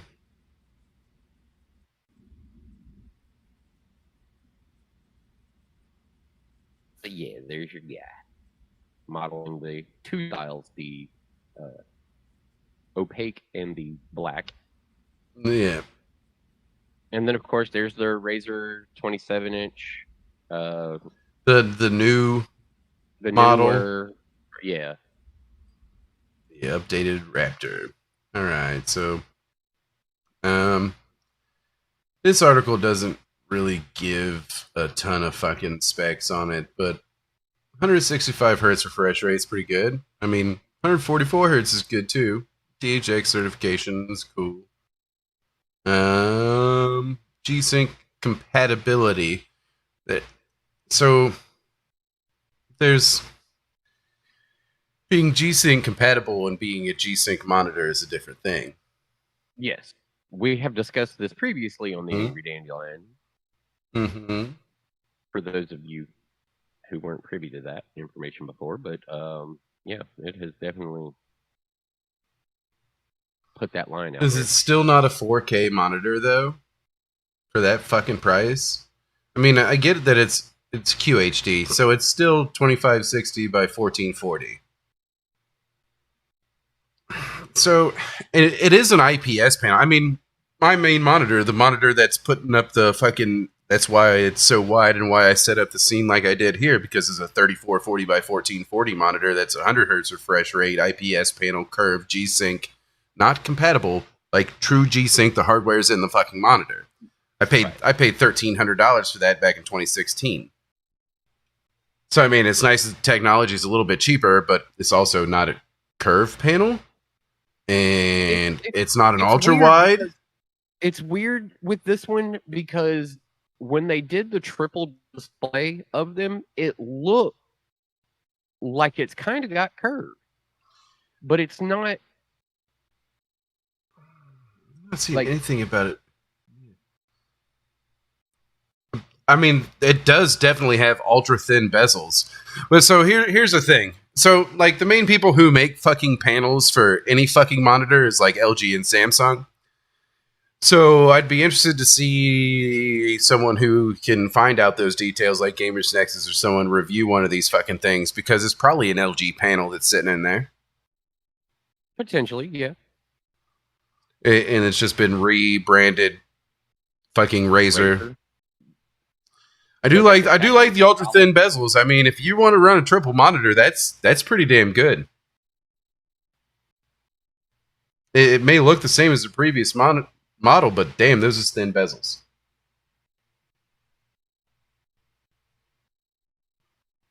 I'm more interested in their fucking charger. I know it's $179, but 130 watts of power. Charge everything. What charger? They got it's a GAN charger. Has two USB-C ports. Support up to 100 watts charging at the same time. I just like things that charge fast.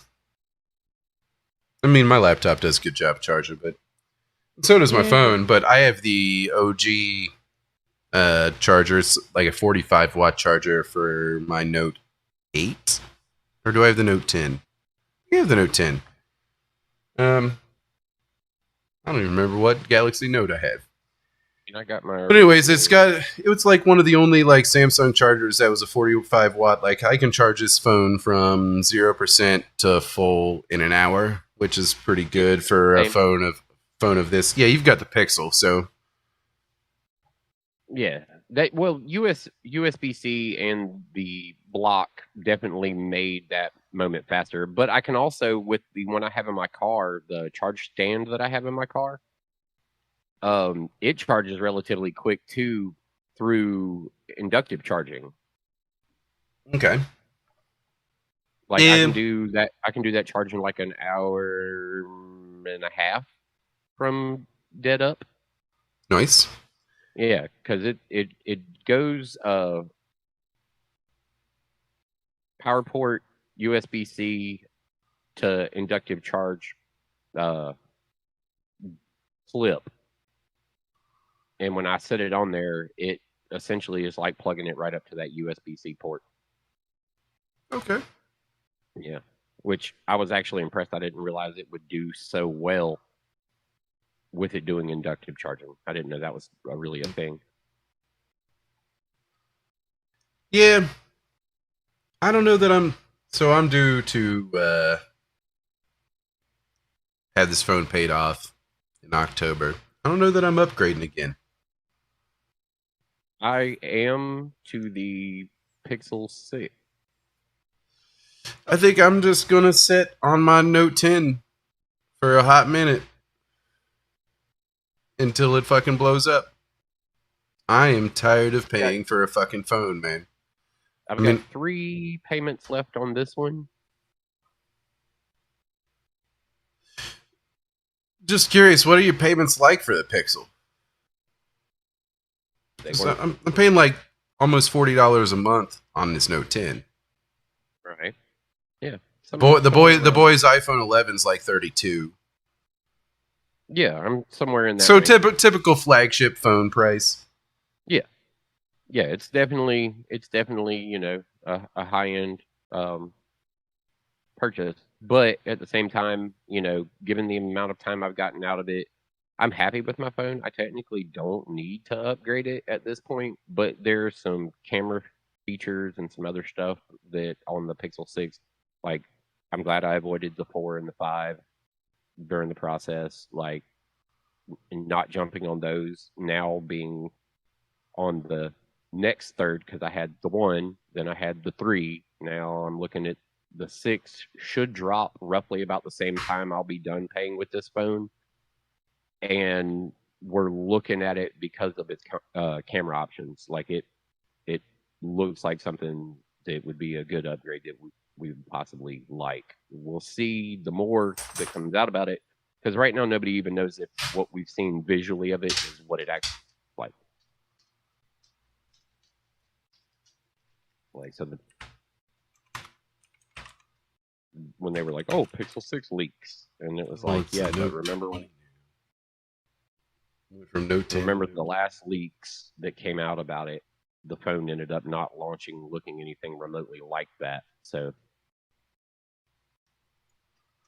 I'll have to stick with the Note, man. I like having that stylus. Oh, I bet. I don't use all the function. Like, I don't use it to take pictures like I should.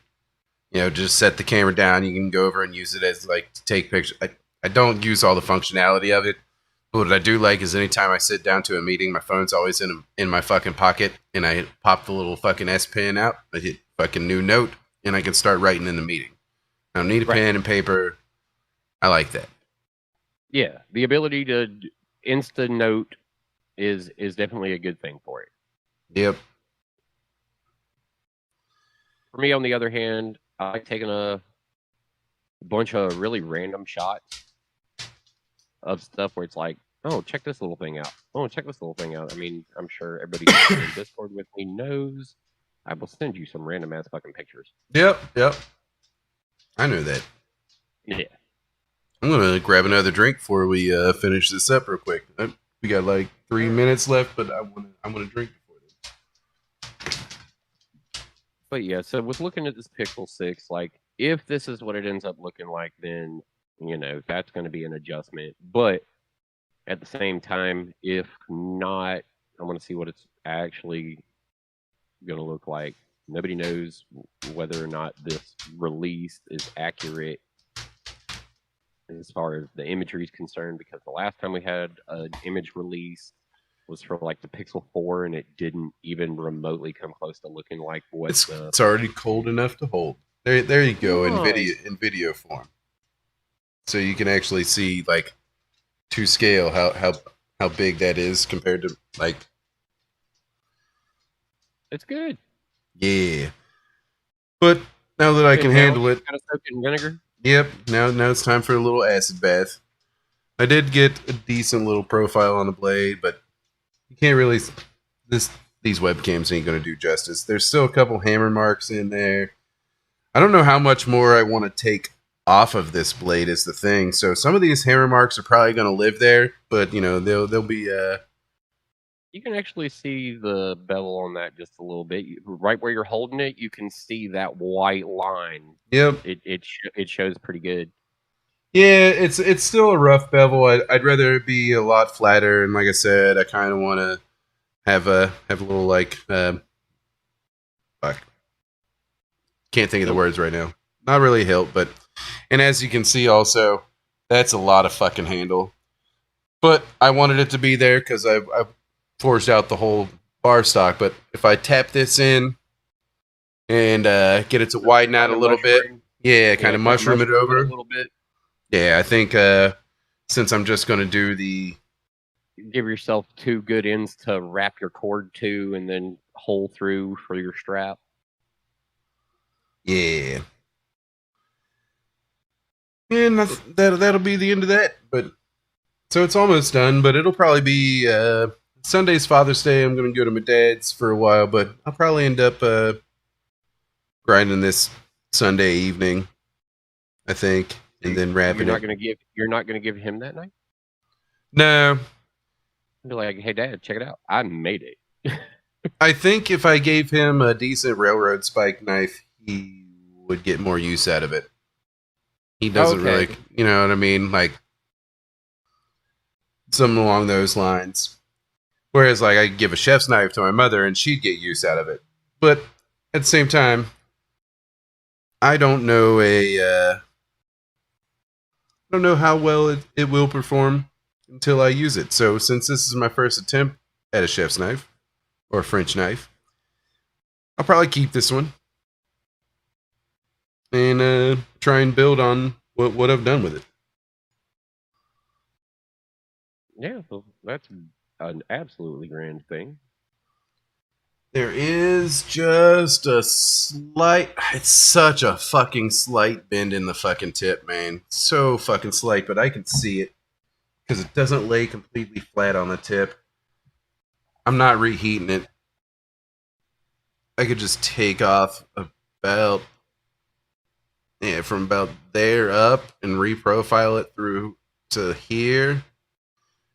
The problem is then I'm creating heat by using the grinder. I think I'm just gonna leave the fucking. It's a tiny little bend and it's hard to fucking notice. I'm just gonna leave it there. I'll see if I can take it out when I put an edge on it and get a decent bevel on it. I don't know if you can really see like the grind lines in there. There you go. Yeah, we've seen what happens in Forged in Fire when a guy gets a little bit of a bend and tries to work too hard on it. Mm-hmm. So definitely don't make it too much of a focus. Snap that tip off. But I've got her pretty even down the spine. There still is that one fucking hammer mark where I just went way too fucking hard. But, and I don't have calipers to fucking measure right now. Yeah, it's just such a fucking slight bend, man. But I'm going to have to get me some marking calipers and stuff like that so I can mark fucking center lines on the spine. And eventually I'll get to the point to where I blew this thing out and grind away my bevel so I can make sure I match up sides. But for now, I'm just hammering until the steel takes a shape and working on just doing this. Yeah. I mean, that's it. Consistency of, your raw blade form. That's what you got to get right first before you can do all the rest of it. That's for sure. All right. Well, that has been the Angry Dandelion Show. This is Monday. Yeah. He's Sewn, I'm Thump. We've changed our roles since the start of the show. For those of you who were here for that. Yeah. I'm getting ready to go to work since he won't do it for me. Yeah, well, it's a little bit of a drive. So I'm going to pass. I've had a couple drinks. Yeah, sorry, man, I've been drinking. Yeah. Sorry. It's all good. Well, as it usually goes, thanks for watching. And if you didn't watch it, fuck you.